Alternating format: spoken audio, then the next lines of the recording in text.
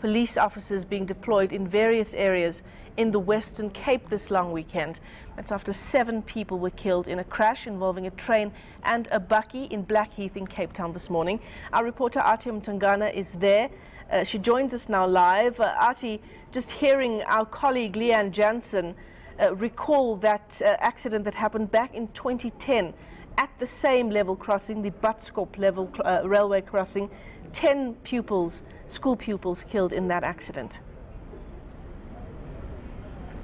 Quite clear, Michelle, that not enough is being done by authorities here to try and prevent similar tragic incidents at the expense of people's lives. Without wasting time, Michelle, I'm joined by a family member the news were just broken to them right now that they have lost 2 of their loved ones. Shahid, thank you so much for taking this time to talk to us. We understand that this is a very traumatic and heartbreaking incident. You're now at the crime scene and they just took away the bakkie where 2 of your relatives were in it.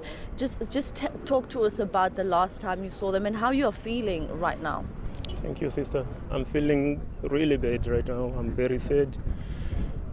You see, people, every time we are together, then you just hear all of a sudden, early in the morning, like always, they come to pick them up to go to work for their families. But now you just hear they've been involved in a train accident.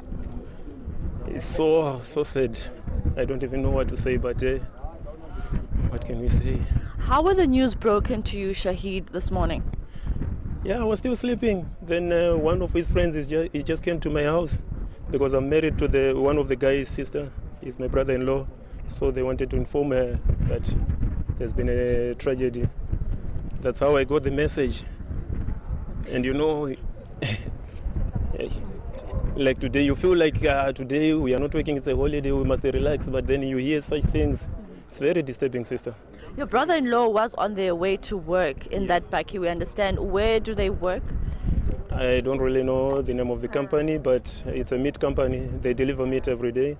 So every day, around 4 o'clock, they come to pick them up for work. So unfortunately today, things went the other way. We just saw now the father to one of the men that passed away this morning. We're seeing that he's very distraught. He can't even stand straight. What was he saying to you when he arrived here at the scene? He's feeling weak. He doesn't even know what to do. And his mind, I think, he's losing it. He's very disturbed because it's not only one, it's 2. He's lost 2 sons. One is the son-in-law and the other one is son. And there are 2 kids at home, a wife. And these guys were still young, 29 and 23, still young guys. Yo, it's very sad, sis. All right, thank you, Shahid. I'm not going to waste any more of your time. I understand that you probably have things to do as a family right now. I'm just going to now speak to a resident, Michelle, because they have been saying to us since we arrived this morning that this is actually a hotspot. Remember, Michelle, I spoke to my colleague Leanne Jansen earlier on, who was just recapping and remembering some of the similar incidents that happened here where, you know, school children were affected and died as a result of an accident that occurred on this very same spot. Thank you so much for joining us. You live right across this railway.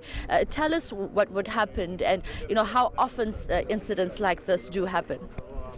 This is not the first incident that happened here. This is not the 3rd incident.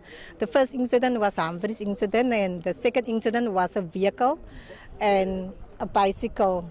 And this is the 3rd incident. But from last week, the pulse doesn't work. It's only the traffic lights was working, but not the pulse was working.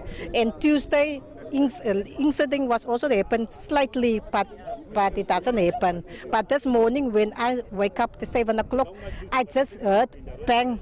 That is a cracking like, and I just come out and just says to my daughter, look there, how the train pulled the bakkie, and I try to get hold because I want to take the number plate of the bakkie to get hold of the reality. Then my daughter said, no, mommy, don't do that. I say, no, I must feel the same because maybe once it's one of us the reality of people that I know. So I come out and I just see now the one body was in half the middle part of the stomach and the head. It was very painful how the people's lying on the railway. It's like you chop up meat And for me, it's very hurtful because I was thinking about the reality and that people was on the way to work. All right. Thank you very much. A resident here, Michelle, describing the gruesome scene when this accident occurred this morning. I'm just going to move out of shot, Michelle, and speak to something residents also told me and spoke to me about. There's a dilapidated building right there, and there's some bushes behind these residents right now. And they said to me it actually is a blind spot for drivers coming in from the other direction, Michelle. They're saying that these are just one of the reasons why it's very difficult for drivers to actually see a train when it comes through these tracks, Michelle. And they're talking about how the booms are very faulty, but at the same time we have Metro Rail claiming that everything here is functional.